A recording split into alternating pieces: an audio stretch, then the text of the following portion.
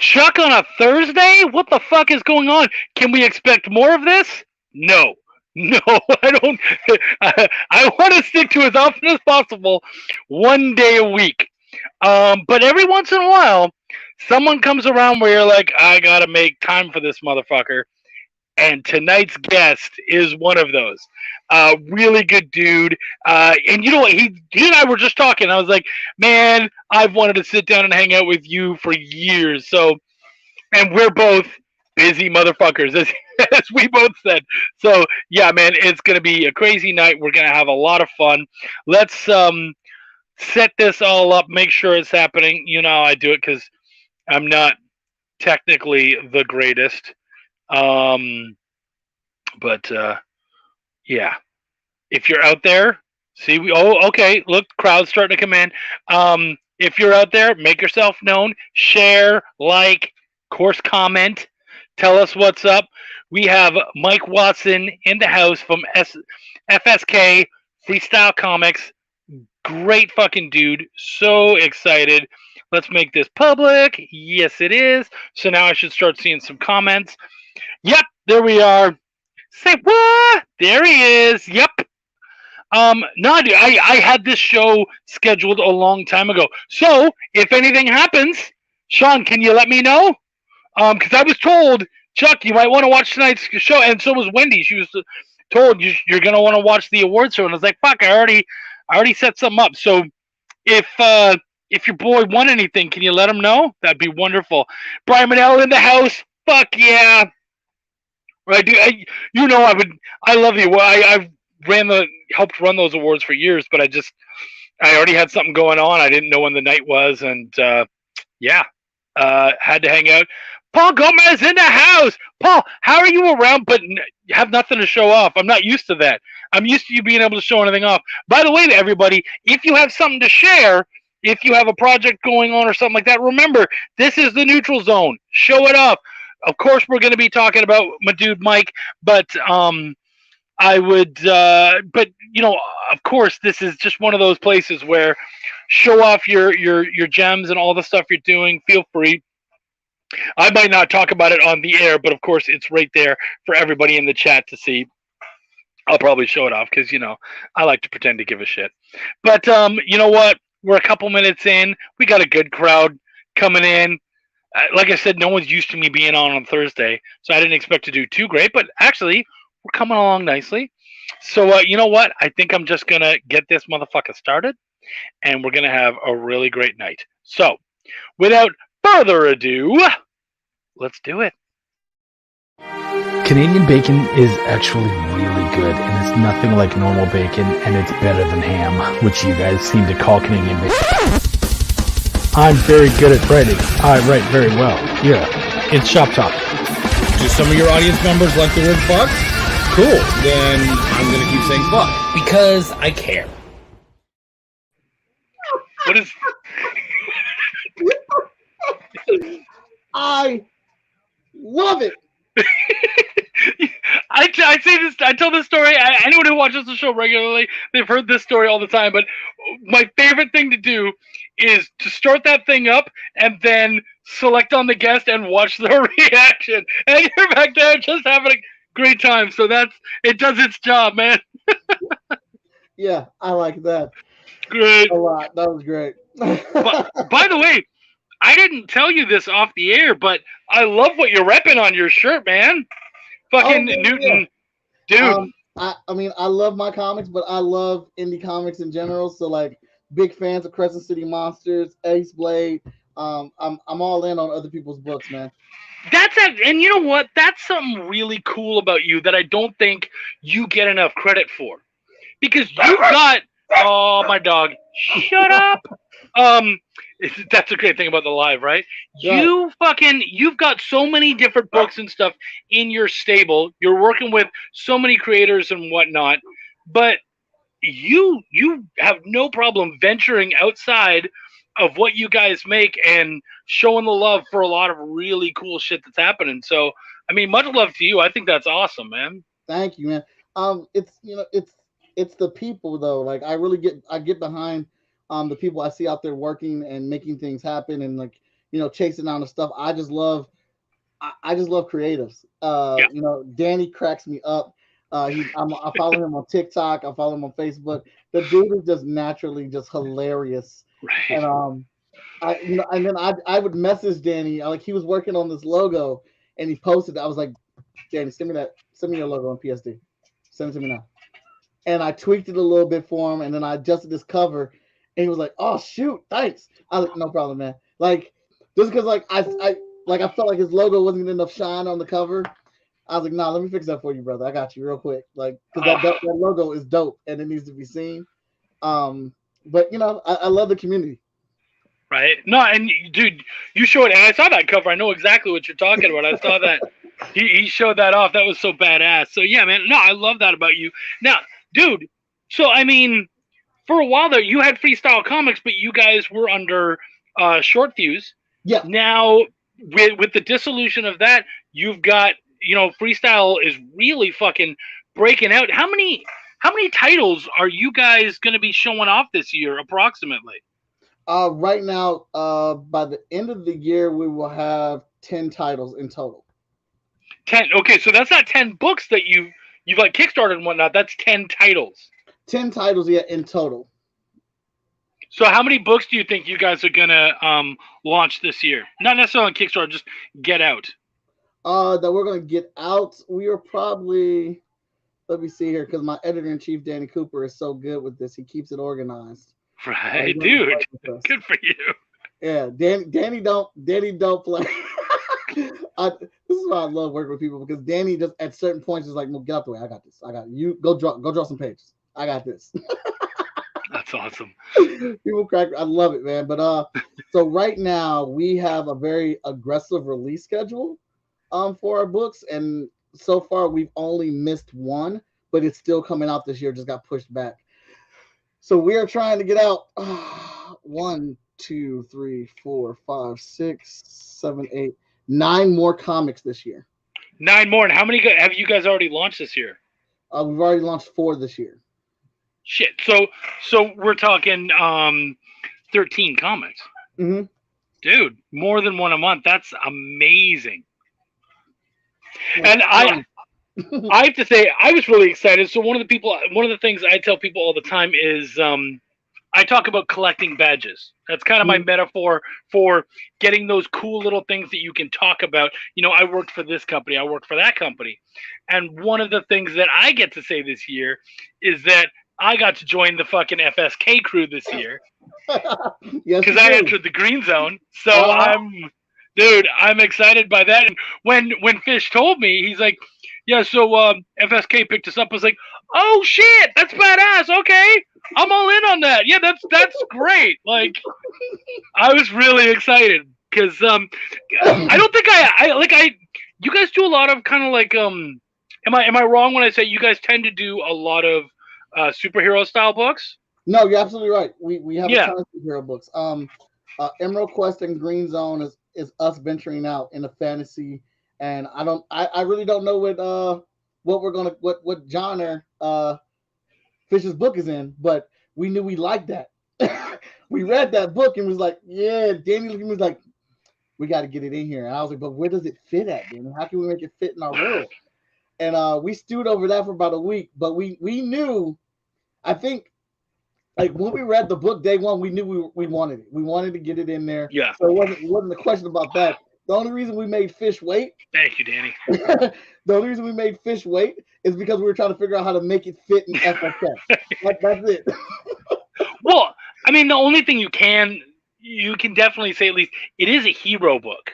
Yeah. You know what I mean? Mm-hmm. And it certainly has the superpowers, so that helps. That does help. Yeah. But it's unlike anything that I've seen. I feel like Fish can walk into any room and any studio and pitch that, and it's perfectly lined up to be a TV series. So I don't know if he ever told you, but Fish came to me and he was just like, "Look, I got this idea for a book, and can we? Would you mind, kind of helping me with it, and we can talk through it?" And I was like, "Yeah, okay." And he sent me this idea, and I was like, "I've never this book is like I've seen pieces of it in other things, and it's like he grabbed a bunch of cool shit put it all into one book and then went, oh yeah, by the way, I'm gonna wrap my life in there too. Yeah.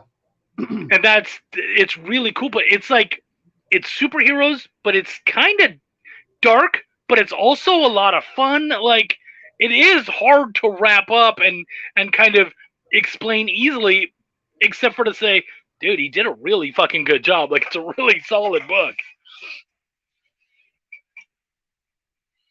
Absolutely. And the fact that excuse me, and the fact that he did all the work.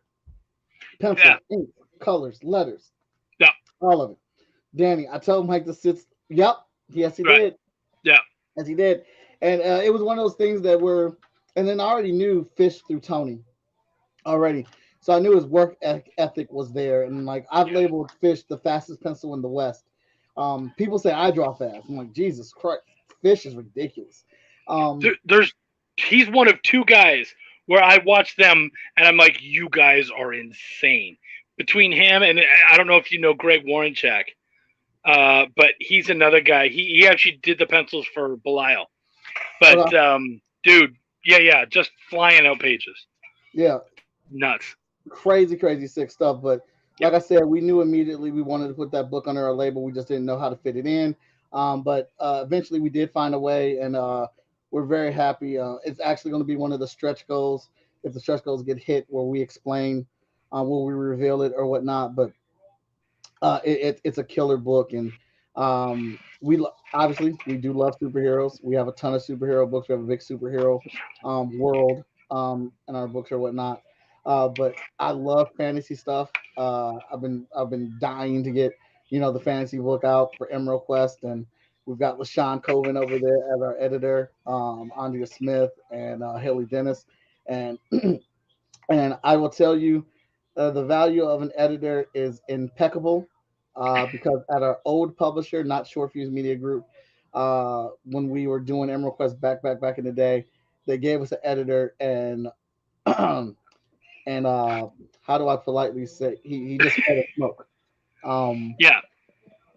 Like, had all the right vocabulary, had the right lingo down for it, and then you put that book into the hands of a real editor, or let me not be disrespectful, of someone that respects their job, and LaShawn told it to me straight up.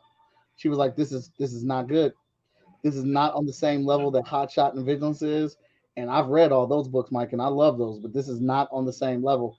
We need to fix this. We need to go back and fix it, go back into the writing and see how we can adjust it. And we sat down and we worked it out. And I feel like we came with a much stronger book than what we originally had. Good man. Well, okay, so Bobby's about to ask.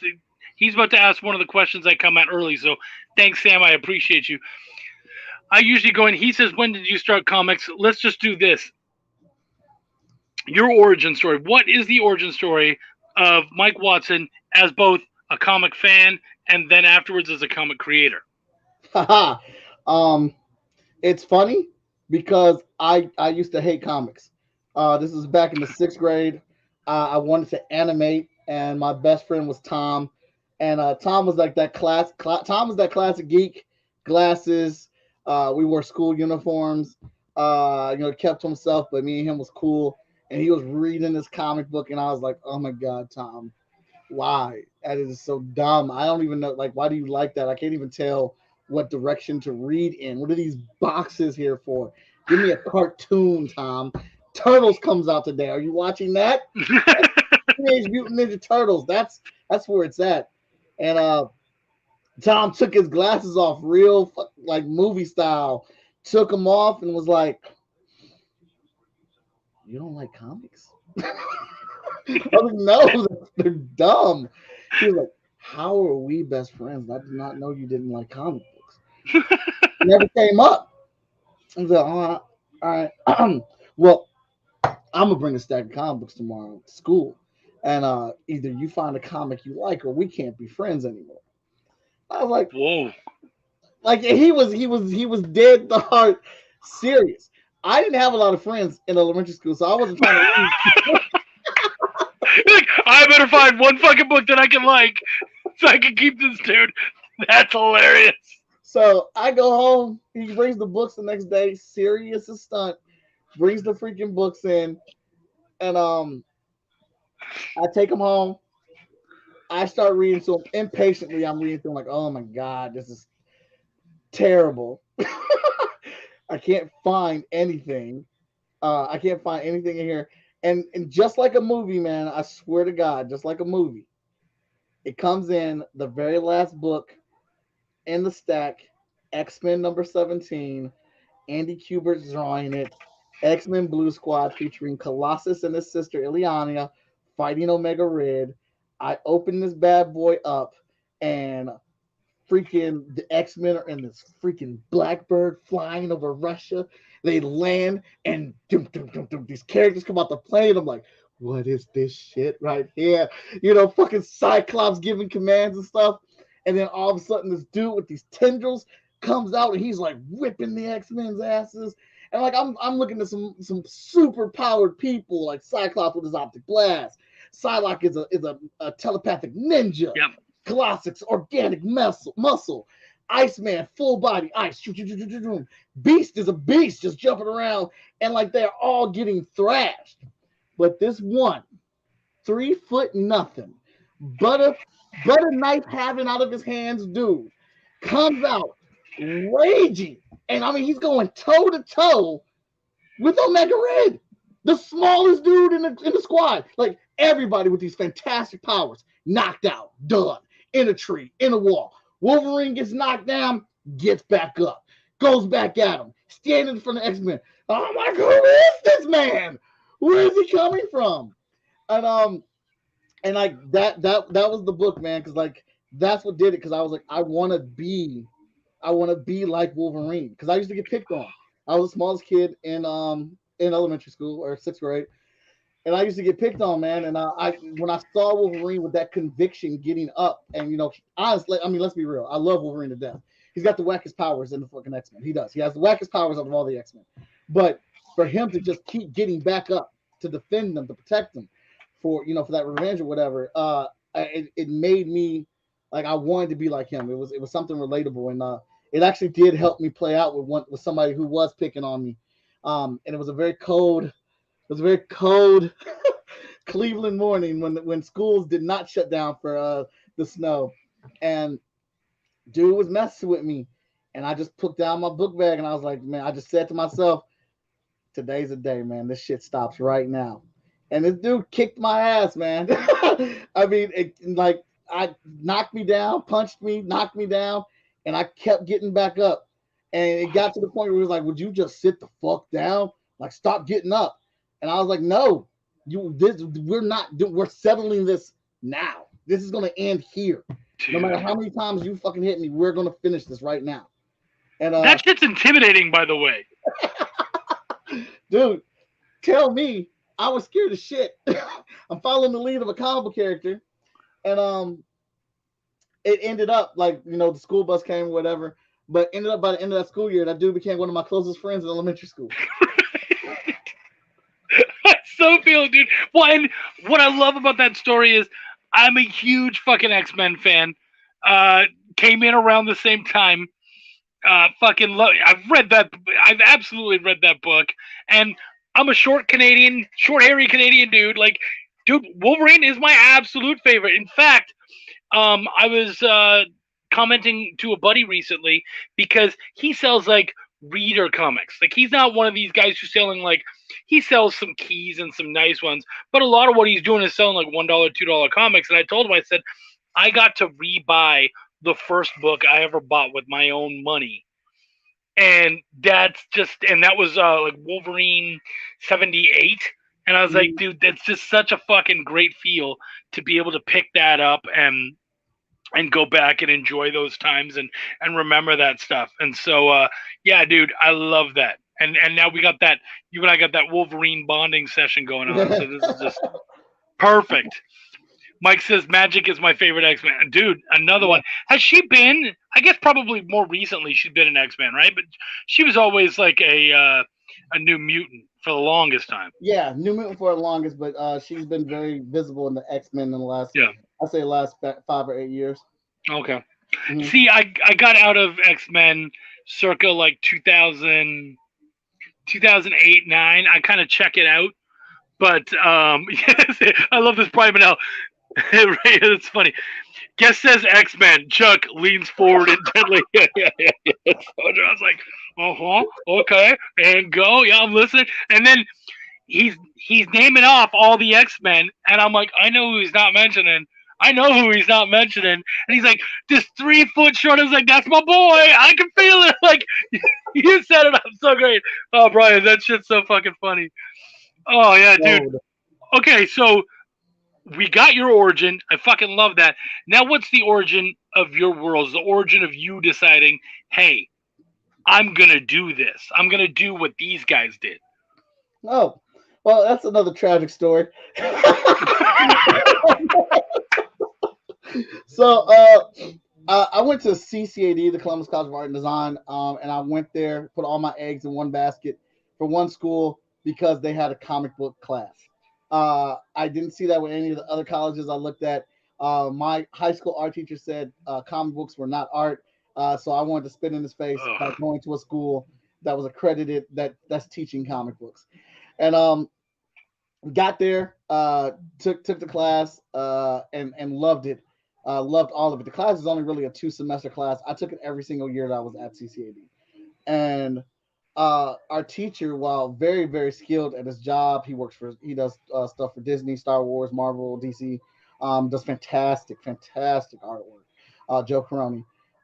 He had just came into the teaching slot, and while he taught us very well how to draw comic pages, how to tell stories, and things like that, what I've wanted him to do more of, and I didn't realize this at the time, was to take us to the next level. Like we've been taking this class over and over again, so we're dedicated, we're enthused. This is what we want to do. So you got to show us more than just the drawing. So I didn't really know how to apply to get a comic book job or where to go. So found out eventually that you're supposed to go to comic book conventions and mail stuff off. Well, there was a show in Chicago, and I was twiddling my thumbs on whether I wanted to go, and finally said I wasn't going to go. And my best friend back home, John, talked to me and said, "Dude, you've been drawing comic books ever since I fucking known you. That's all you've been doing, and you went to a school to draw comic books, and you're not going to go to a comic book convention to show motherfuckers your comic books. What are you doing?" And I was like, "You're right." So Yeah. I hit up my dude Trevor. He's a real close friend of mine in college, and the only person I knew at that time who'd be crazy enough to go with me at the very last minute to drive to Chicago. We didn't have a hotel. We barely had any money enough to just put gas in the car and get a hot dog. But we drove there, slept in the car, woke up, washed up in the bathroom with some baby wipes and shit. And I took my portfolio and I stood in line, and Trevor was like, "All right, I'll see you." He walked around the convention floor. I waited there for like 5 hours for somebody at Marvel to review my portfolio. They looked at my stuff, told me I needed to work on this, work on that, gave me a critique. I took my portfolio, and then we drove back home. I started drawing pages, found another comic book convention to go to, repeat the process, and repeat the process. I did this for about 2 or 3 years, till finally it's Chicago Wizard World again, and I'm in line. I am thoroughly confident that I have done everything that has been asked for me, critique wise or whatnot.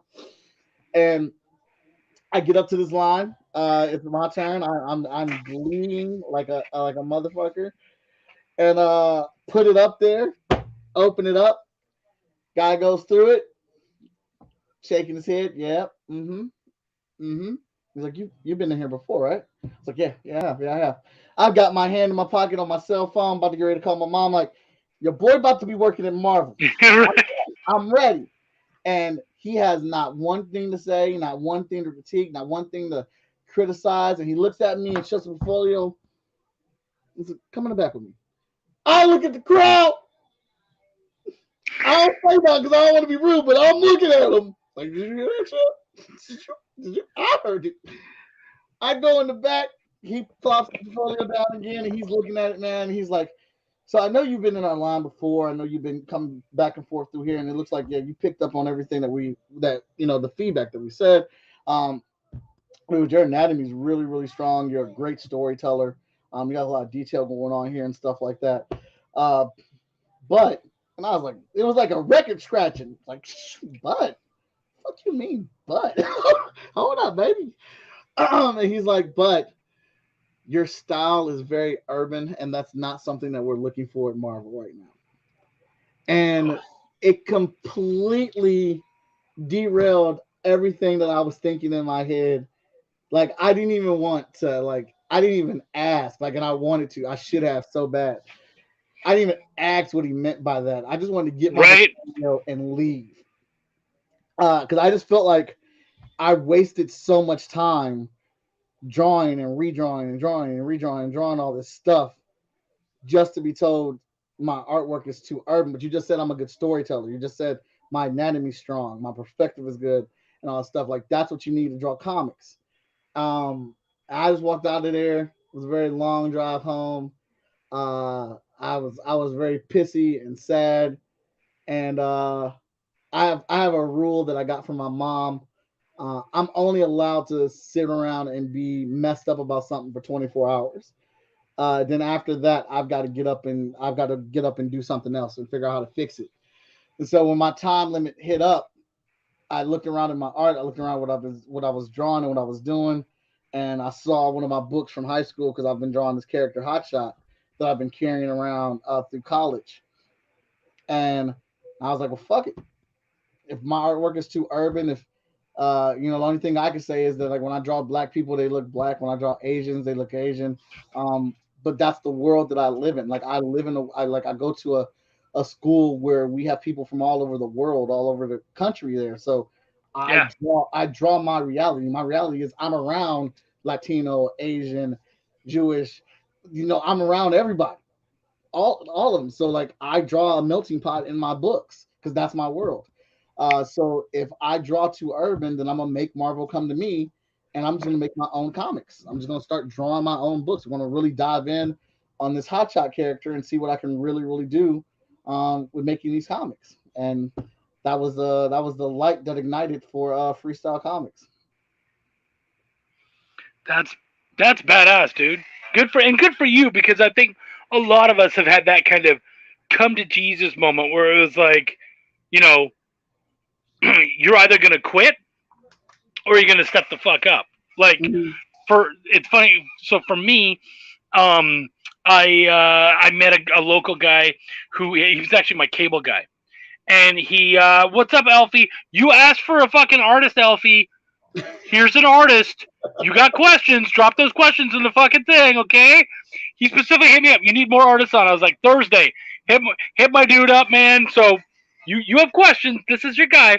So I ended up doing a comic with my cable guy of all people, and we went to Kickstarter and we just got annihilated. And then he went back to Kickstarter again, and it went well, but he literally went bankrupt.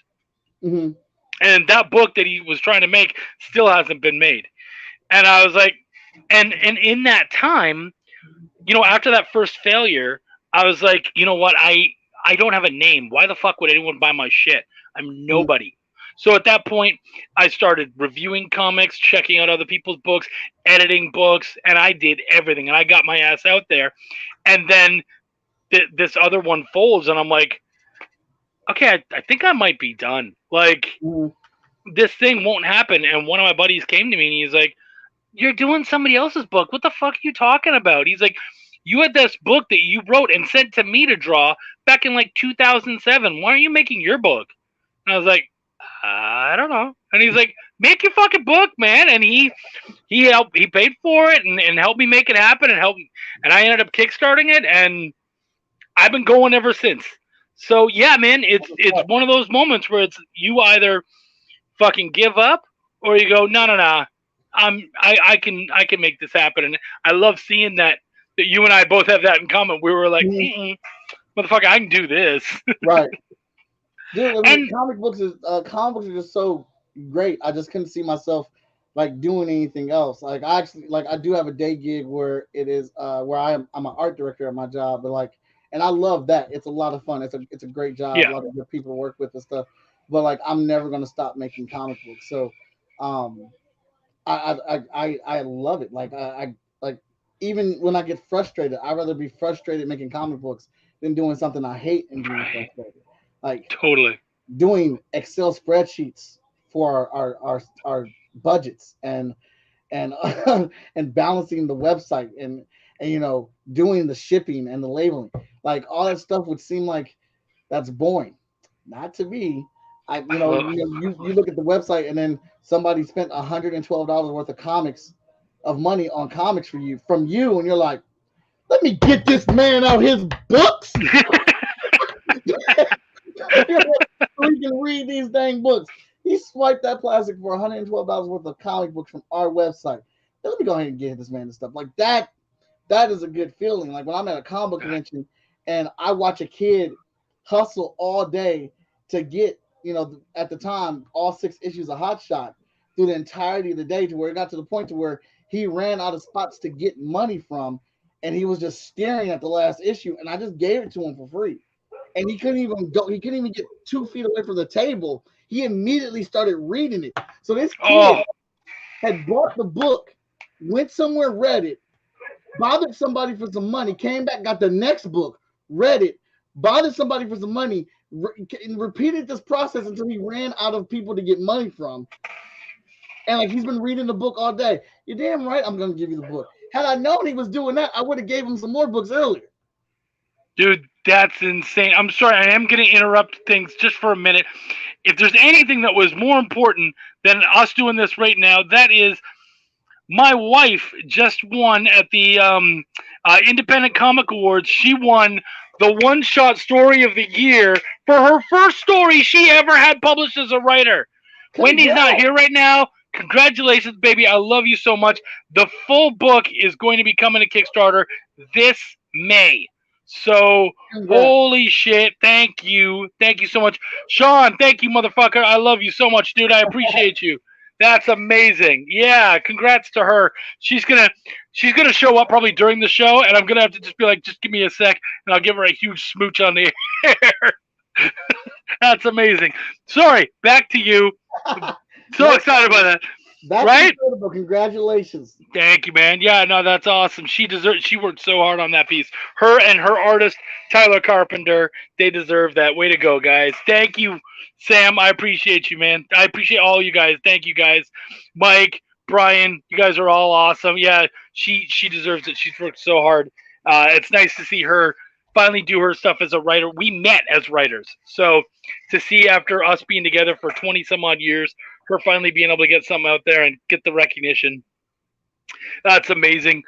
And to go back to you, yeah, after that high, to go back to you, see, the publishing thing is something that I have a hard time wrapping my head around. I like working but I was gonna. Mike Watson says congrats. Like, motherfucker's right here. What am I doing? I was so excited. I was like, oh, it's somebody else. Hey, Kyron, thank you. Kyron, you have a new book coming out. Show off your book, man. Show off your Kickstarter. Put it in there, and also put. Wendy's trying to call me right now. I gotta tell her no. I'm gonna message her and say, no. I'm live. I'm live. Okay, back to you. Yeah, Kyron, put up your Kickstarter, and if you could, put up the link for Mike's Kickstarter as well. That would be amazing.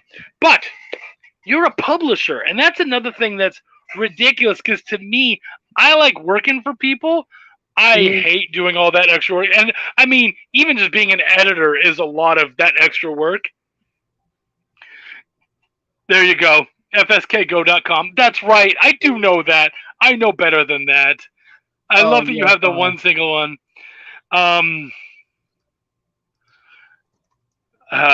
Yeah, man. So why don't you tell us about the books that you've got going on right now that you guys have out there? Well, the books we have going on right now for our Kickstarter currently, Vigilance number 4, Cipher number 3 in our series. Vigilance is an ongoing series as well as Cipher.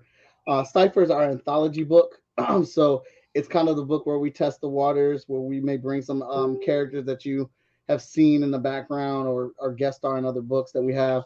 We'll put them in there and give them a short feature. Normally, it's composed of 3 short stories. And just messing around with these characters to see if where we can get some juice going. But we also are going to use it to connect other things that are happening in the Freestyle Comics universe. Like in Cipher number 4, we've actually just got the script finished from Danny J. Quick. We're doing a Survivor's Remorse series called the Regulars, where people who have been involved in situations in Freestyle Comics, where they've been victims, where like a car was thrown and they were in the car when Void threw that car, or Hotshot came in and rescued people that were buried in a building, and people who have lingering trauma. They come to this meeting at this bar after hours, and they talk about it. They talk about the stuff. And like, it has no superheroes in it. It is just these people having these conversations about their trauma, and we're using that to connect back to something that we're doing in Hotshot with one of the main characters. And just because of how we release our books, I don't want people to have to wait to see that story, but because we have a book that's like the Cipher, we can fit that in there. But right now with Vigilance, it's a brand new story arc, and somebody Stephanie Menard, she's writing. She's our ongoing series writer, and I wanted somebody to take over the series that could write it from a woman's perspective, because Vigilance is going to be discovering who she is because she put the cape down. She's still going to be a hero, but for this issue, she is trying to discover who she is outside of that cape, outside of the superhero that everyone knows her to be. She gets an apartment. She decides on the city she's going to live in. So she has known a military life since she has come to Earth. That is all that she has worked.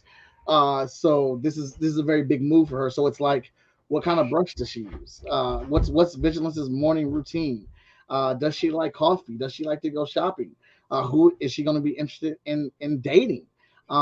We don't know any of that stuff. We're going to explore that in this issue, but she also has to, while discovering who she has to discover who she is, because she has amnesia, and that's the reason why she's separating herself from the government, because she knows they're lying about who she really is, and she has to find that out. She, in recent issues, just discovered that she has a dark side to her that she did not know was there, and it has shaken her to the foundation of her soul. And when you're the world's strongest superhero and you lose the confidence in yourself, that's a problem. And so we're going to be exploring that in the story arc. And I remember when we approached Stephanie about it, she was like, "I don't write superhero books, Mike." And I was like, well, I know you write horror and you write monster stories and stuff like that. This is a horror story. This monster just can decimate a building with one punch. So when I explained to her like that, she was like, "Let's go." So Guida, who is the artist of the antagonist, he's our ongoing series artist on this one now. This is his first issue in, and it looks fantastic. But we're also with this issue debuting as a brand new character, Alyssa. She is a katana wielding, tattooed, wearing, gun duel shooting vixen who is fresh out of Alyssa Sanchez's mind. And this character is making her first appearance in this Vigilance story, and she's going to be somebody that Vigilance is going to come to get to know and really have some deep conversations with about who she's going to be moving forward.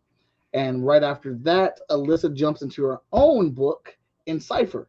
Her 0 issue pops off in Cipher, and it's called Taijutsu Gates. And we have another story called The Wolf with Samantha Wolf. She's an ex-cop turned bounty hunter, and she is awesome because she's an asshole.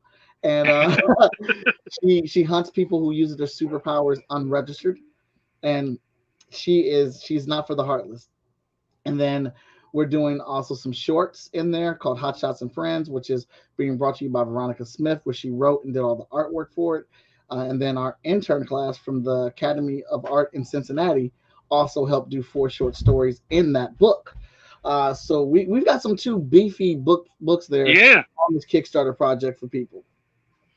That is badass, dude. That is bad. And so going back, Elfie said, I feel it's underrated that people actually draw ethnicities that look like they're supposed to instead of super detailed, which I fully agree. My first book, Welcome to the Void, the main character was Tibetan American. And so it was really important to me that he looked the part.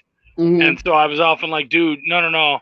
He looks too white. Like come on, let's try to make it more Asian. Like it meant a lot to me that someone would come to the table, read that book, and go, "Oh, that's me," you know.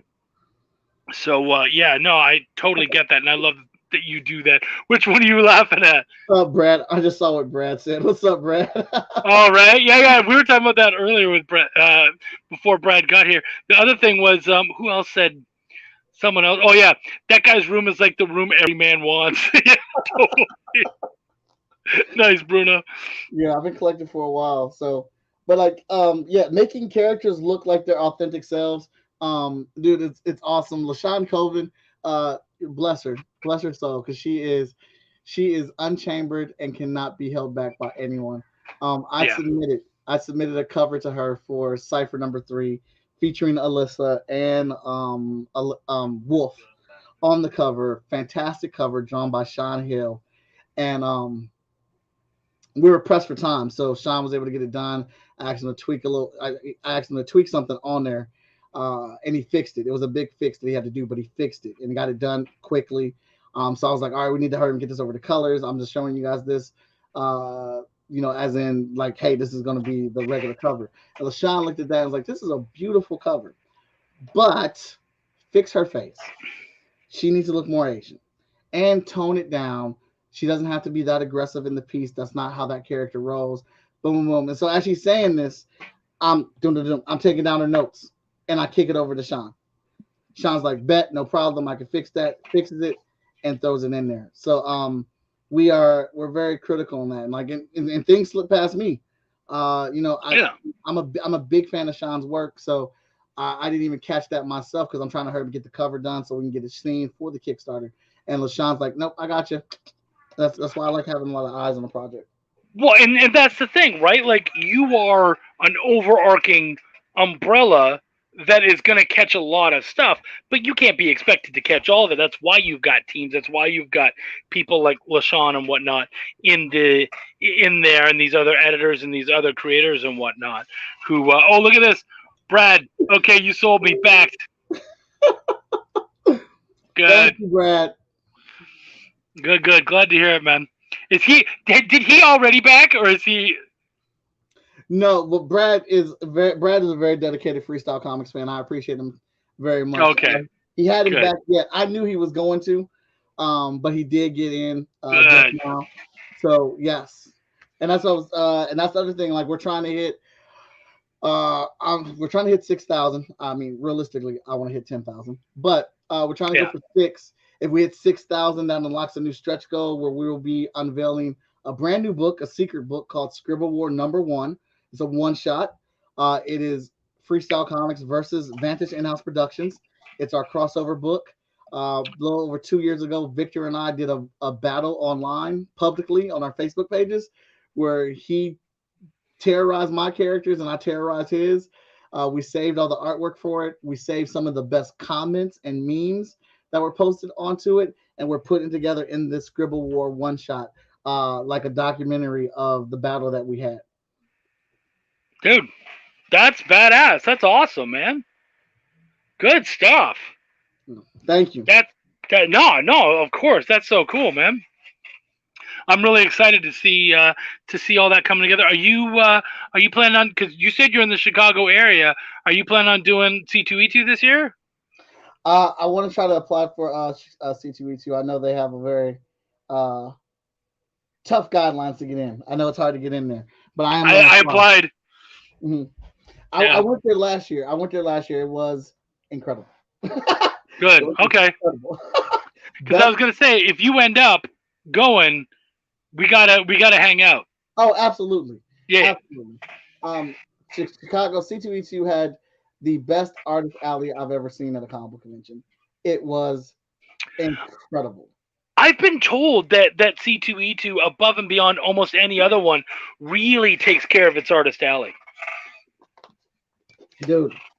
Oh, super fantastic. That's awesome. And holy shit, Sean, you're the man. Bilal 2 won the creative moment of the year. Okay. Badass. Thank you, brother. Much love to you, Sean. That's amazing. That's fucking fantastic. Bilal, we now get to call an award-winning book. Thank you, homie. I appreciate you running in here and giving us all the news. You're the man. Thank you. Thank you, Sean. Good looking out. Yeah, he's a brother. He's a good dude. I appreciate him. That's badass. Yeah, no, I'd love to hang out, dude. I'd love to. If you do Chicago, I'm there, like it or not. Fuck yeah. Hey, Fish, I can pick. Because he's in Arkansas. I'll pick you up on the way, homie. Fish, I love you. I would expect you. I would expect you to come to Chicago, Fish. Right. That little jab is because I care about Fish, and we have a show that's over 16 hours away. And I was like, Fish, you do not have to go to that show. Like, I appreciate you stepping up. 16 hours is a long ass drive. I don't want you to have to do that and be uncomfortable or anything like that because 16 hours is long. But road trip. But Chicago, yeah, I want you to Chicago. That's doable. That's big. Well, and so that's why I'm like, I'm in Texas. I could roll through Arkansas, pick them up, and we'll just keep heading north. See, this is what we need more of, like unity. Oh hell yeah, absolutely, yeah. I can come through. I can pick you up, put it on the gas, put it on a hotel room. Let's all get out here. Yeah, I love that. Thank you very much. Sean says they're asking for a Link spinoff. Maybe that 8-pager will be a little Link short to see what people think, Sean. We'll talk about it soon, buddy. Congrats on the awards. That's awesome. Good stuff, man. Thank you, buddy. Thank you. Yeah, no, it's really cool. I'm excited. But we're still talking about you. It's okay. We can enjoy all of it. But yeah, no, dude. Yeah, I love that. Like, so me and my buddy, we drove 33 hours one way to get from Texas to Seattle. We did Emerald City this year because we were just like, that's one of the biggest conventions of the year. And that ride was, I got to tell you, 2 of us in the car for 33 hours. And it was absolutely amazing. And we actually got along really well. So that surprised me because I thought we've been, myself and my good buddy Doug, we've been friends for a while, but we haven't done the 33-hour drive. I was like, if we're gonna find out that we don't like each other, this is the trip. And we still liked each other afterwards. Like we still talk and hang out and stuff. So it was like, okay, cool. But while we were there, one of my clients and a good buddy of mine, Henri Compen, he's there and he had a hard time with his room. So he was about to get another place, and they're like, if you he realized if he ended up taking that other place while he was in Seattle, he would have spent so much more money on Ubers and stuff. It would have screwed him. So we were like, actually, we have an extra room. Why don't you just stay with us? And he's like, all right, cool. If you do that, I'm going to save so much money. I'll pay for parking. We were like, that's a deal. Yeah, we're in. So, yeah, man, that kind of shit just happens where it's just like, hey, indie's got to stick together. And I mean, you're wearing it. Like you get that. So I love that about you guys is that it's not all. And I mean, for me, it's easy. I'm freelance. So it's easy for me to be like, I love this guy. I love that guy. Cause I fucking worked for all of them. I've worked for, so many of those different companies and stuff. But for you, you've got your brand, you've got your thing, but you're like, yeah, at the end of the day, I'm ride or die for FSK, but there's all this other great shit happening, and I'm not going to pretend like it's not because I need to push my brand. And I love that about you. I think that's huge, and that really says a lot about you. And there's other people like you that do, and I think those are the people who are going to last, who are going to survive, because it's not about kissing ass and saying I love everybody. It's about going, no, no, no, no.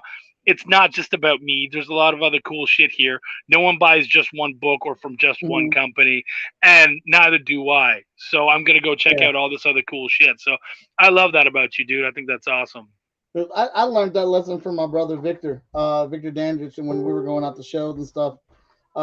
Victor, Danny, Ren, and I, we traveled hard at comic book conventions for a good long while, and still do or whatnot. But like going to these shows, we picked up and learned that there's enough for everybody to eat out here, man. Like you may not see that or may not feel like that, but there's 7 billion people on this planet. There's enough people for us to be able to eat. Because I buy toys, I buy comics, I buy video games, I buy Marvel, and I buy DC. I buy manga. I'm not just with one studio, and if I am a fan and I buy stuff like that, why wouldn't other fans do that for us? Yeah, absolutely. It says Chuck will love anyone if they pay him. You don't have to pay me to love you, but it helps. Sean says no lie detected. I appreciate you having my back, motherfucker. I can see the truth of that. You assholes jumped on that so quick. They did. That was like ping, ping, ping. Like, right? They're all just like, yep. We all agree. Oh, you bastards. You're not wrong, though, so I can't even... Shit. I should go into the chat. I agree. You're not wrong. Oh, that's great, dude. That's so great. So, you've talked to us about FSK. You've talked to us about the stuff, some of the stuff that you love. What are some other books that you think people should be paying attention to that maybe aren't getting the love that they deserve? What are some books out there that you're just like, oh damn, this one could use some love, because I really think they got some good stuff happening? Oh my goodness, man! There's so many titles. Because not the flaunt it, but I am a super backer on Kickstarter. So I get a lot of indie books. But one of my favorite series that I think people don't know enough about is the Trouble with Love series of Adventures In-House Productions. Super fantastic story, grounded in a lot of reality because it is based off of a situation that Victor has experienced. And the first issue of that, there's no superhero fight, but the story is about a superhero father talking with his son about why he left his mother for another woman. And it's intense. It is crazy intense, the conversation and the honesty that's put into it. Believe he just wrapped up, they just wrapped up another issue. But the Trouble with Love series, I would definitely recommend. Anything from Unlikely Hero Studios, like Fish just said, I get all of their stuff. And I get all their stuff because it's everything they do, they knock out the park, and everything they do is so different from the thing that they've done before. If you guys are not, you need to be checking out Ace Blade. Like, I love it. Ace Blade is a great character. I love the story of it. His new story arc that he just came out with Villain Season is fantastic. I got to do colors on the cover for that one as well. And, I got to color over Daryl Banks, the legendary Daryl Banks. So that's incredible. What else do we have? Shoot. Dang it. I mean, I keep all my indie books right here next to me. Daniel Calvin has one, Night Wraith. Night Wraith, yep. Amazing. Yeah. Oh. Headlocked. Oh, okay. This is a wrestling comic book. It's fantastic. Who's that by? Mike. His name is Mike too. Let's see here. Let me get all the names. Michael Kingston. Okay. Well, Jerry the Law, the wrestler, he did the artwork for the cover. Oh, wow. Yeah. I didn't know he could draw. Yeah, he can, but this is the original cover for it. Oh, that's cool. Yeah. My man JP. I just got this from JP's Kickstarter. My Deadly Beloved. Okay. Oh, that's nice. So the thing that's extra cool about this is JP put the book together himself. What do you mean? He printed his own book? He printed his own book. He put his own book together. He stitched it himself. All of it. Damn. Along with writing, drawing, inking, letters. He did the entire book, man. That's insanity. That's another level, man.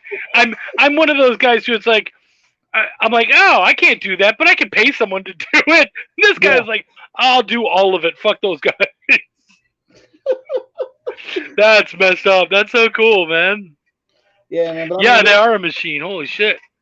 There's so many people, I've discovered a ton more doing my show, Chat and Draw, interviewing people and getting to know their characters, which is why I've freaking backed so many Kickstarters, because I bring these awesome people on the show and I'm like, oh, that sounds good. Let me go ahead and get that too. So tons of them, man. By the way, as soon as Belial's coming, I'll be talking to you. Oh yeah. Your spot's reserved. Thank you. Yeah. Sean says, bet he don't have kids. That's possible. Who don't have kids? Me? The guy? No. I know you have kids. No, the guy who, right? The guy who printed his own book.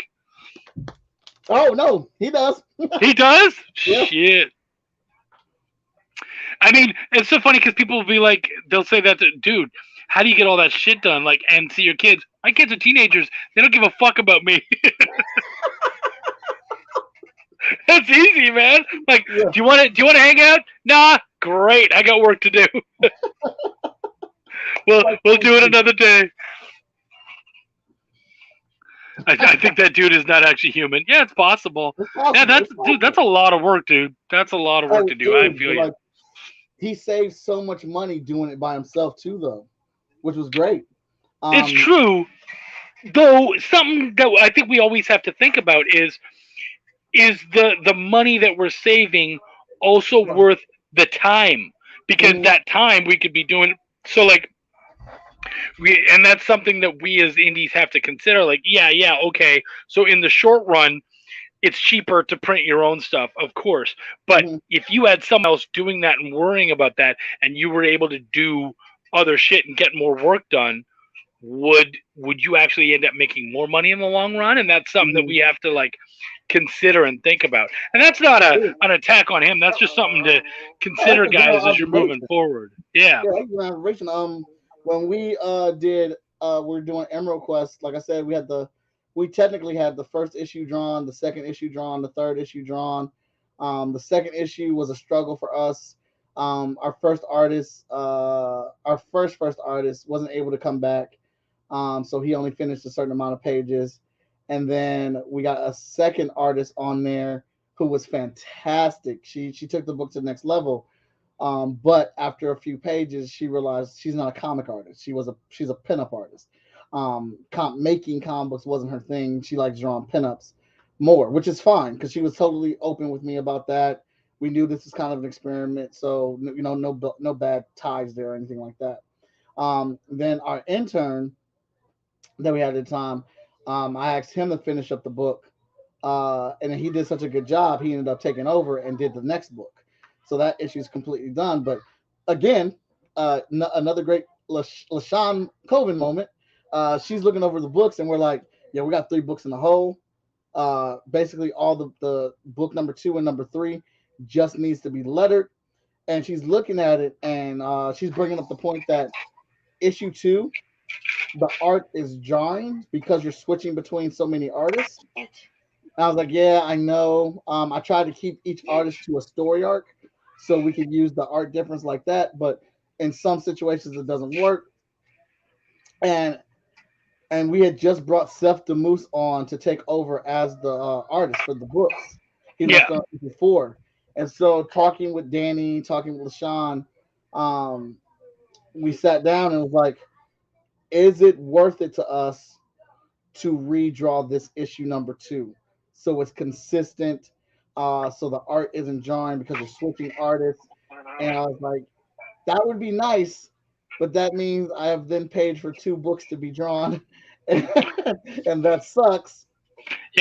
But after much debate, we said, well, we want this book to get off to a great start. The first issue's done, third issue's done. let's go ahead and redraw it. Let's have Seth go there, and then Seth picks up on the fourth issue. So we made that change because it's better for the book, it's better for the story, it's going to look better for us as a brand that we have a more consistent issue out there. With one artist on the book. So those are conversations. Those are tough conversations. No, they totally are. Speaking of easier conversations, I've got Wendy with me here. Can you come over and say hi to everybody real quick?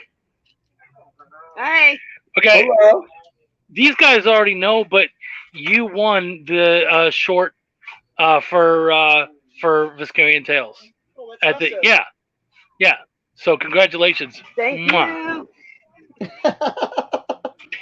I mean, they didn't give you the award, but the whole chat went fucking nuts when they found it, because Sean is watching it, and then he's coming back and telling us. So Bilal won one as well too. Oh, cool. Yeah. So yeah. This isn't the awards one. This isn't the awards at all. No, this is just. But everybody was like, "Oh yeah, way to go, Wendy!" So I wanted you to know everyone. Thank you, everybody. I'm afraid, man, because now she's an award winner. She's too good for me, dude. I don't know what to do. You won two. I know, but more. Well, maybe. I don't know. Who's counting? Well, congratulations, baby. I love you. You deserved it. Awesome, thank you, buddy. Thank you. I love and see, this is what I like about live, is that just you get to do random shit and weird stuff happens. The dogs are barking and stuff, and you just never know. And people are going to be asking things. By the way, I brought in an artist, and we've had no fucking art questions. We're already over an hour, people. So if you've got your art questions, drop them now. I'm gonna ask you. Do you have any? Because you said you for 2 fucking years you went and you had people pound into your art. Is there any things that you see when you're looking over other indie comics or other people's pinup work and whatnot, where wrong? I asked earlier, kind of, though. Did I answer? Did we answer your question, Brian? Because I don't remember that. If we didn't, ask it again. Oh, okay, cool. Thank you. Is there any things that you see commonly mistakes in art that artists do that you could say, hey, man, look out for this? Because I'm sure there's some kind of common thing that a lot of them do. A lot of, like, when people do bring their portfolio to me and allow me the honor of checking out their work and seeing it, a lot of stuff that I do see that they draw, they do these like crazy ass perspective pages. They do these super, super amazing like fight scenes and things like this. And I'm like, where's your conversation panels at? Yeah, like just 2 people talking. Yeah. You don't have any of that? Like 2 people at a restaurant eating food? Oh, dude, you got to put some of that in here. Like, this is, all this other stuff is good. All I needed was 1 or 2 pages of that, and I know you can draw that shit. But to draw the mundane and make that look good, to have somebody draw a page of somebody just walking in the park, what kind of camera angles are you using? How are you telling that story? How are you leading the eye through the park? How are you making this look interesting that we're taking this walk through the park? Or 2 people talking, eating a bowl of grapes. That was actually one of my favorite scenes I drew in the New Issue Hot Shots. Mike and his best friend sitting down at the table. Mike digs in the fridge, pulls out a bowl of grapes. It's late at night, and they're just sitting at the table talking while eating grapes. You got to be able to draw regular stuff too. Like, I don't need a whole. The studio doesn't need a whole lot of fist all in the camera angles and all this. You do 3 pages of that, man. Any editor, any writer can see that you can do it. What we want to see is the mundane stuff. How do you make that look interesting? Does your skill level and energy stay the same with that?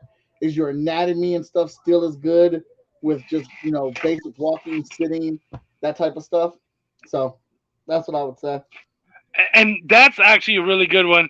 Hey, Dad, thank you very much. I'll let her know. Love ya. Awesome. Right, my dad popping in. Yeah, that was pretty cool. That doesn't happen very often. I love that. I think that's a really good one, because I was going over portfolio reviews with one of the creators that I work with, one of my clients, and she was like, I want to find out who's going to do art for this issue, blah blah blah. Let's go over her stuff. And she is so organized. She had everyone, all in ranking. This is the guy I like the most, all the way down, and who I think is most appropriate for this book. And I looked at the first one. She was so excited. She's like, "This is my guy," blah blah blah. And right away I said, "Nope."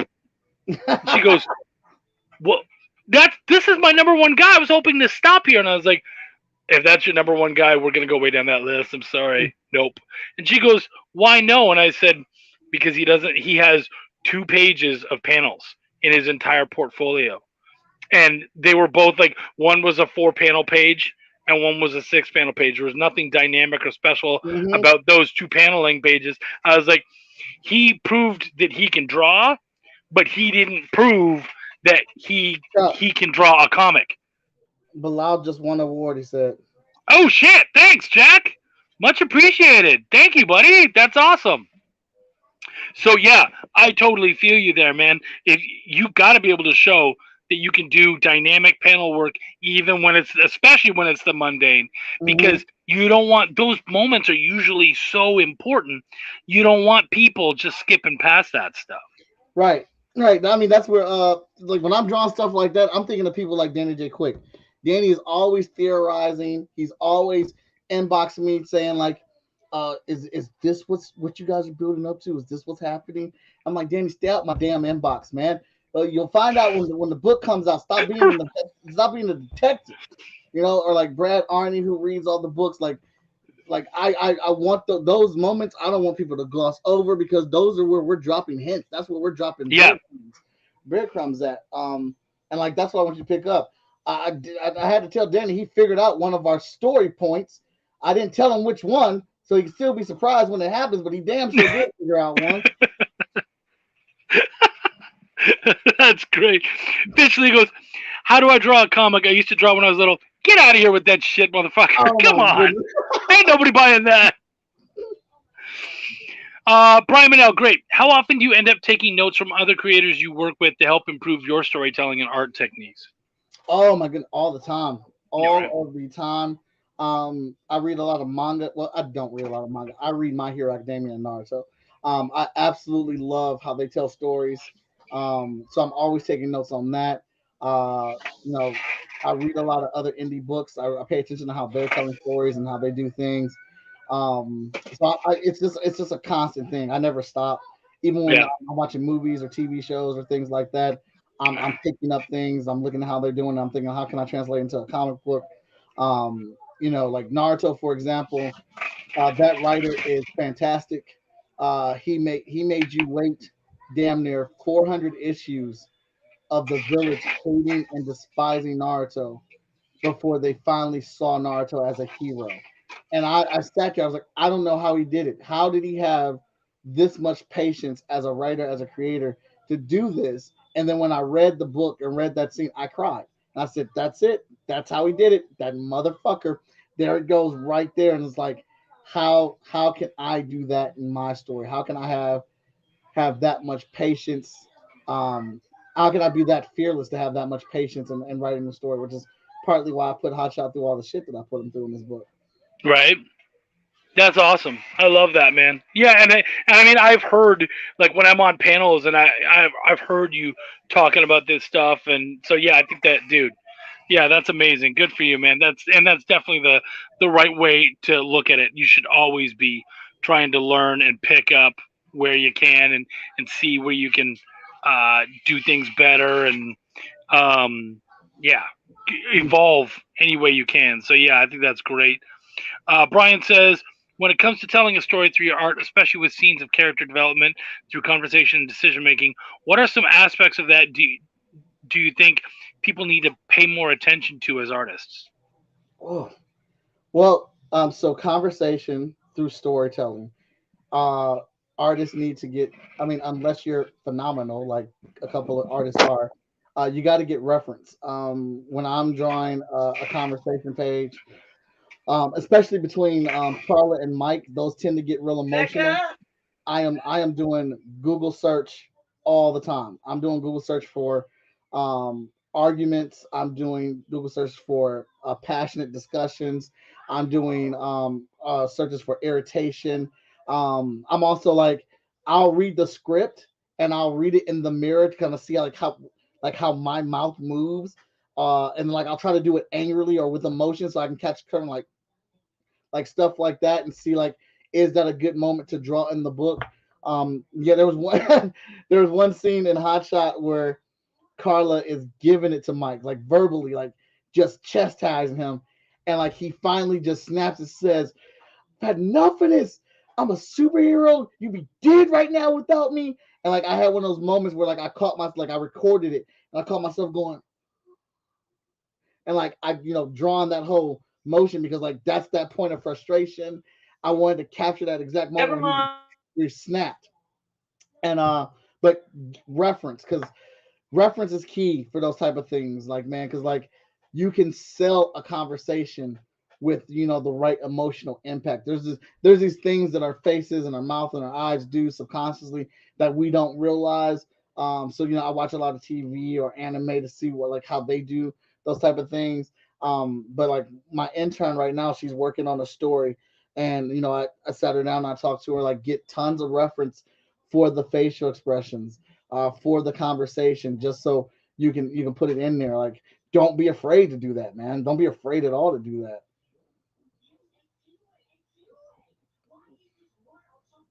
Well, I think Chuck might have froze up for a second. Let's see. Yeah, I've frozen up a fair amount. I've been trying to pick up pieces as you're going. I heard a lot about that. A lot of what you said, though. So good stuff. Another thing, because I did hear you talking about references and stuff. Um, uh, uh, how did I just forget the word? But make sure that your character always looks like your character. Yeah. You got to make sure, dude, because so often I'll be looking, I'm like, who the fuck is? Oh, is that the main character? And it's like, don't leave it up to your fucking colorist for us to know That's who's your who. main Oh, character. that's a blue shirt, so it must be this guy. Yeah. So, man, just you really sometimes you just got to do turnarounds on the characters and sketch them as many times to really get down their look and feel, so that that character, when they walk into a room, you know exactly who that is, because that's huge. Hmm. Absolutely. Yeah, I totally feel you, man. What else we got? Conversations between characters and stories are super interesting to me for helping to develop a character or getting them to know them. Yeah, it is. It's a really important part of narrative. It can't just be fucking fights and space travel and shit, like. Right. So yeah, that stuff's hugely important. So you got to find a way to make that interesting. So yeah. Fish says that's Green Zone. I'm putting in stuff in this issue that won't pay off till 20 issues down the road, but when it does, it's gonna hurt. Yeah, yeah, Yep. absolutely, man. Hmm. And I love it, and that's that patience game. Like, it's Yeah, hard for us to stay on schedule to bring our books out as indies, and it's like, man, I want to give it to the audience now, but if I give it to the audience now, it won't have the same impact that's going to have if you wait and hold off and do it later. yeah, yeah.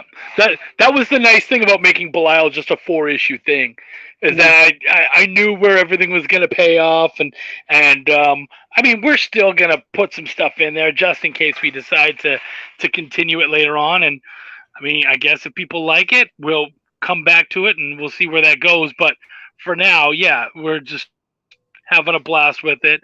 Uh, Facial expressions are so important for communicating a scene. 100%, absolutely. Absolutely. Yeah.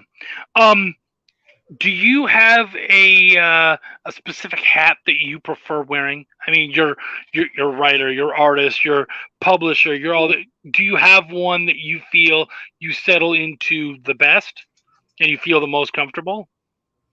I actually feel the most comfortable as the promoter, as the Yeah. person out there, shucking comic books, talking to the people, trying to get them to buy the books, selling them on it, interacting with them, doing hard sales, cold sales, all that stuff. Like I love being online promoting. I love being out at a comic book convention the most. Like if I once I get the table set up, The books are out there. I've got my mic on, and uh, I get to talk to people. That's Yeah. when I feel like I'm the most alive at it. Because I want people to have a good time. I want people to just have genuine good fun.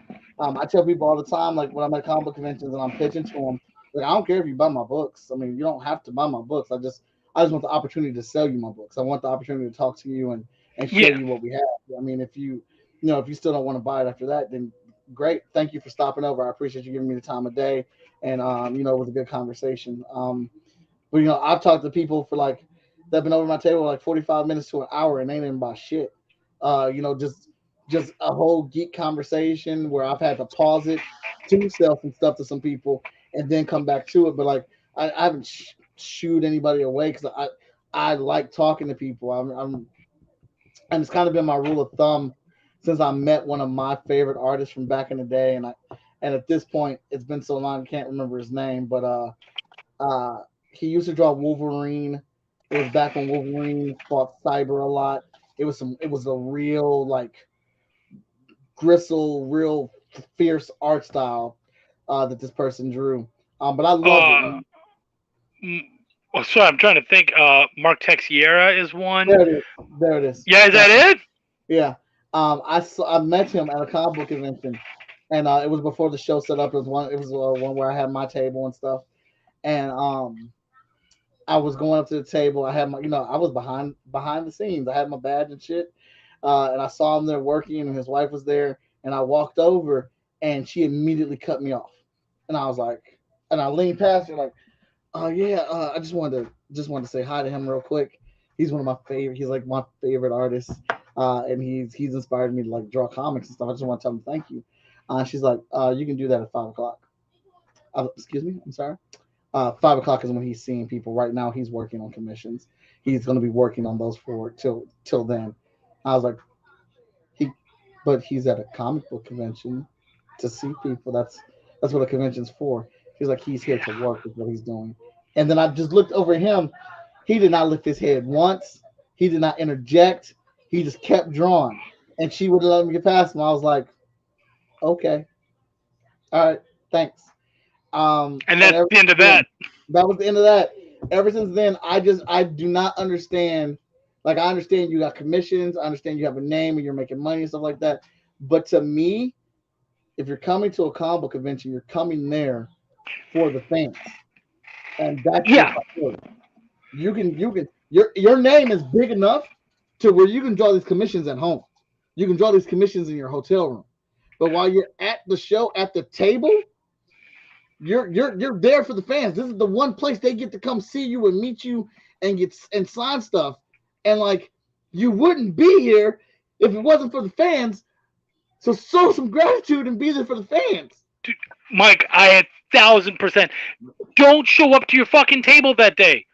Don't show up until 5 o'clock. Stay in your fucking hotel, do your commissions, and then come down at 5, and we're fine. If I come by your table and you're not there, I'm okay with that. I can handle that. But if you're there and you're ignoring me, fuck you. Like, I remember, so one artist that I felt like did that really well, I'm going to give him a shout out, was Ebas, Eric Basaldua, who anchored, does tons of beautiful work, did a bunch of stuff for like Top Cow and shit. I went by to tell him that I appreciated him and all that kind of stuff. And when I got there, his handler was like, look, he can't sign anything right now. He has commissions to do. So if you're here for signing, blah, blah, blah. So I came by and I just told him, I'm not asking for you to sign anything. I just wanted you to know I appreciate you. And actually, he and I ended up on a book together. I edited a book that he did a cover for. And I was like, dude, being on a book with you and sharing a credit with you at this point in my career is the biggest thing that happened to me. And it means so much. I'm so honored. And he was like, man, he stopped drawing and he looked up and he's like, I'm honored that matters so much to you. Thank you so much, man. And we had this quick moment. Yeah. But he's still there. He's still getting his work done and he's able to connect. And so that's how you do it. But yeah, this shit of I'm not even going to look in your direction because I'm drawing. Do that in the hotel. Don't even come down to your table if that's what you're going to do. Nobody wants that. That's not cool. Yeah, ever since then, I've just like I've looked at shows differently. Like I know I'm not Mhm. a big name. I know I'm not a big reason for people to go to shows or anything like that. But if somebody is spending money on the stuff things that I'm making, they're buying my art, they're buying my comic books. They even if they want to just hang out and have a geek conversation, have a good time, then I'm gonna pay them attention. I'm at a comic book convention. That's what it's there for. Um, and I've just always been like that. Yeah, see, Brian says that's the kind of person I can connect to, Chuck. That is awesome. Screw that other guy. Well, but Right. there's the thing, man. Brian, you're in this too. You're creating stuff too. So what Mike is telling you is that's the lesson he learned by seeing people like that. Now he knows. And so that's the thing is that we have to see this shit out there in the wild and go, cool. That's not how I'm going to conduct myself. I Absolutely. because I now know that that wrecked me so much and turned me off. And like I said, you didn't even remember the guy's name. I had to remember him because I'm a big Wolvie fan too. Yeah. I had to remember him for you because you were just like, nah, that guy sucks, and you had every right to feel that way. So yeah, man, learn from those experiences. Learn how to treat your fans and remember like yeah, we're indies, but we do have fans. We have people who come by. Anybody is a potential fan. Absolutely. So Anybody. treat them You never like know. that. Yeah, man. You never know, man. I Absolutely. remember at a show, at least I was talking to this wife and husband. They came up to me and it was like, "Oh my God, we want to get some stuff, but we are literally out of money." And I saw they had a bunch of bags and stuff like that. I was like, "That's cool, man. We'll catch each other at the next show, or you can go to my website and get something." But we just sat up there was talking. It must have been like the last 2 hours of the day of the convention. They were chilling, they were funny, and all this stuff. And I they came with me. I was on a panel where I was showing people how to color Marvel cards because I freelance for Marvel and I do their sketch cards. So I was showing them how I color those on the studio, and I was showing them all the colors and stuff and how like to blend because I color with markers, how to blend the marker colors together. And I would come off the stage and I would actually show them the card because you couldn't really see it from the screen. And they came back to the table and hung out with me. And then I packed up and I left, the show and whatnot. And then I want to say it was like probably 8 or 9 months later. I was at another comic book convention, a very small one, in Ohio, and I was doing a sketch cover for Hot Shot #1. I had all these flames coming off of it, and Hot Shot was doing a punch at the camera, and and these people like knocked on my table. I was like, "Hey, what's up? Remember us?" I was like, "Oh shit, it was them from the show, from those That's shows." I was like, "Hey, how y'all doing?" It was like, "Yeah, we live here. This is our town, so we came here to the show." I was like, "Oh, that's great, man. It's so good to see you again." And like I was talking to the wife, and the husband could not take his eyes off this cover. And she was like, honey, stop. How much is that? I was like, oh, this is just a sketch cover I'm doing for the #1 is your hot shot. But I'm doing the sketch covers with work on them for like $100. He said, take my card. When you get finished with that, that's mine. Like no negotiation. Swiped it, got that cover, got a couple other books, and we hung out and talked again. And and that and me having that conversation with them at the other show wasn't to get them to buy stuff. yeah. It was just like it was just a combo. Like they wanted to talk. They liked my area. They liked what I had, and we were having a good conversation. And I'm not, I didn't know 9 months later they're going to spend $100 on a #1 issue of Hot Shot for my book. It was just they were at a show, so I'm going to talk to people that are at my table. Well, and that's the thing. Anyone like you just want to treat everybody with at least like some respect. Their fans are there for, and you want to give them that great experience of just have a good time, even if you don't buy my stuff. I want you to leave going, oh man, I had a good time. And maybe your stuff wasn't for them, but And maybe down the absolutely, road they're gonna be like, oh, you like supers? Actually, there's this dude. He's got some really good stuff. Check out FSK. I think you're gonna really like it. You never know how that's going to turn into maybe someone else buying it yep, because word of mouth is huge. So how truly, you treat people, yeah. So I 100% absolutely behind you on that, man. We're breaking up to an hour and a half. I know you probably have work and stuff going on tomorrow. Why don't you tell everybody? Yeah, see, Brian says, right, it pays off being a generally great dude. Yeah, Yeah, Absolutely, man. It really does pay off. And again, it's not just about the payoff, though. It's, your positive energy is only going to make the weekend better for you, even if you don't end up doing well. At least, you can look back on those great conversations and those great moments. So all that stuff absolutely. matters. Your attitude matters on every level. But like I said, we are building up to the end, man. Is there anything that you want to talk about before we go? Do you want to give them a final pitch for that kick-ass Kickstarter they can check out now? fskgo.com. I'll make a banner for it while you're talking, and you tell them real quick about those books. All right. Well, first off, I want to say thank you, Chuck, for letting me come on here and hang out on your platform, and thank you to the chat for kicking it with us and asking questions and participating. It's super super awesome. Um, I if we can get anybody's support, whether that is a pledge or a share, it would be very much so appreciated on this vigilance campaign. Um, we have a lot of people that worked hard to bring these books together, Vigilance and the Cipher, and a lot of them are women that work on these books. And we are featuring some very strong and powerful female characters within the pages of the books as well. But I have a couple rules with Kickstarter. If you're into comic books, my first rule is if you want to show support, the easiest way is to go onto our campaign, find a pledge level, and pledge at that level, and give us a share, which is very much so appreciated. If times are hard and you're tight on the money, we'll take $1. Go onto our campaign, pledge $1. Dollars stack up. We are not going to turn that away. We're not ashamed of that. We appreciate that as well.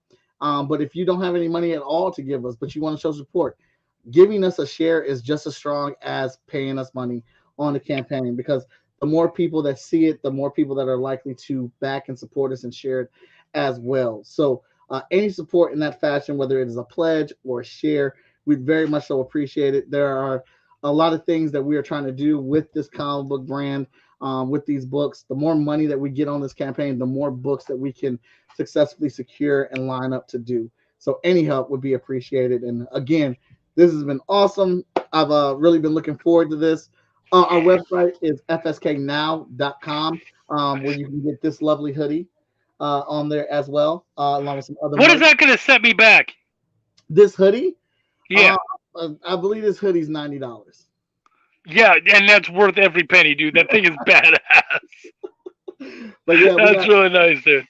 We got tons of merch on our website. All the books are available on the website. The only books that we don't have available on the website right now are Vigilance and Cipher #3, because they're coming off the Kickstarter. But all the rest of the books are available. Thank you, Brian. Appreciate it. Brian's the man. Tons of stuff on there. Green 5-star just came out. We put that on there. Emerald Quest #1 is on there. 5-star #1 is on there. The Source Book #2 is on there. Spider Squirrel #2 is on there. We just put those out there this week, actually. So you guys can get caught up on all the books on there. We have our glamour shot image of the FSK ladies all dressed up like they're going out all night on town. That's a cover set that we're having. We're only printing 25 copies of that, and you can only get it on this Kickstarter. We also have that as a poster. So I'm a big fan of Adam Hughes. I'm probably pronouncing his last name wrong, but he did that classic DC poster with all the DC women dressed up. And I saw that and I was like, I got to do an homage. So we did all the FSK women dressed up like they're going out at night on the town. And it's I love it. Lori did the inks, Veronica did the colors, and I feel like we totally killed it. So that is available on a 5 cover set that you guys can get. And we have it as a poster on there. We have a lot of cool things on the Kickstarter. We got something for people with a lot of money. We got something for people that have just enough money. We try to get all on there. And that's a killer piece, by the way. I have seen that. That's a really nice piece you guys put together. Thank you. Yeah. Cool, man. Dude, I appreciate you guys coming out. All of you so much. Thank you. I do have a couple books that I'd love to shout out before we go, just because Chucky, he's always working and stuff too. I got to make sure. So if you guys can, an award winner. Award winning. Thank you, homie. Yeah. Thank you, man. I appreciate you. You can actually, Wendy, if you check out Bonfire Press or Wendy Gale's page right now, you can find out that her now award-winning short is about to become a full-length book. So you guys can check that out, and you guys can set up for the Kickstarter. You can follow that now, so that when it comes out, you can jump on that. So that's huge. And now she's gonna have to add that to her Kickstarter. She's gonna have to throw that on there because why the hell not, right? Make use of that, yeah, right. You guys are great. So we have that happening. Of course, we also have Cthulhu Invades Wonderland, which we've been pushing hard now. We have $4,000 left to go. You were a part of Cthulhu Invades Oz, and I loved. You did the bees, right? Yes, I did. Yes, I did. Dude, that was awesome. I love that, man. You did such a good job on that. So yeah, no, dude. That's amazing. Cthulhu Invades Wonderland is happening. We got $4,000 until we hit goal on that one. So I'd love for you guys to check that out. Also on Cthulhu is Hard to Spell. It's number 3. That's another one to check out. Battle Royale, great book.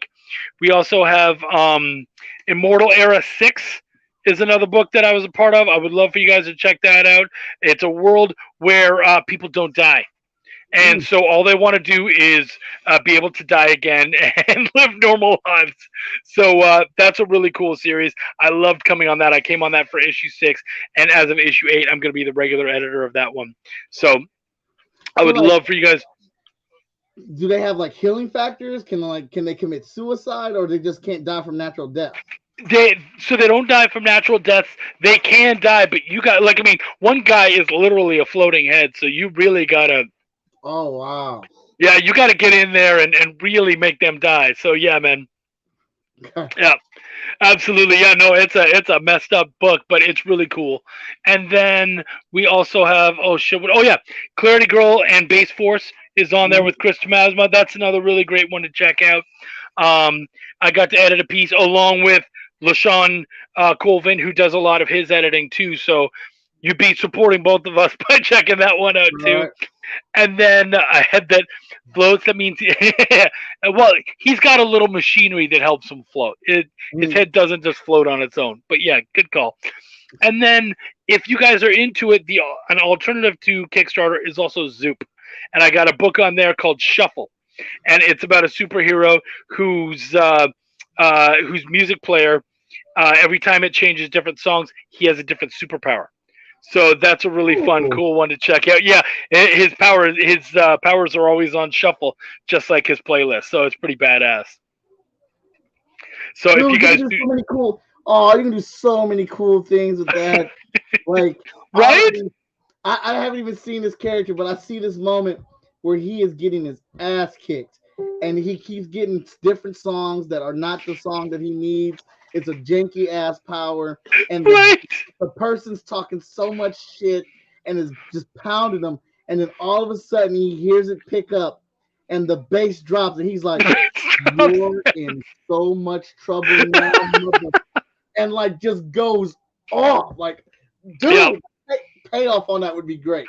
Dude, it is really cool, man. I love that. Yeah, and we have a bunch of indie musicians that have put their songs to it and whatnot. So yeah, there's just a lot to play with on that one. And Fish is right. Don't forget, we got Green Zone coming out April 4th. Check out that one. If there's Wendy read that one. She said awesome book. So yeah, man. You guys got to check that one out. I actually brought that to her. I was like, when he sent me the concept, I'm like, what do you think of this? Because this is really cool. She's like, oh, damn. So she's been on that one the whole time with me. She's really excited about that book, too. So, Fish, if you've got a link, I guess a follow link or whatever that people can go to follow the Kickstarter, that'd be badass. But, yeah.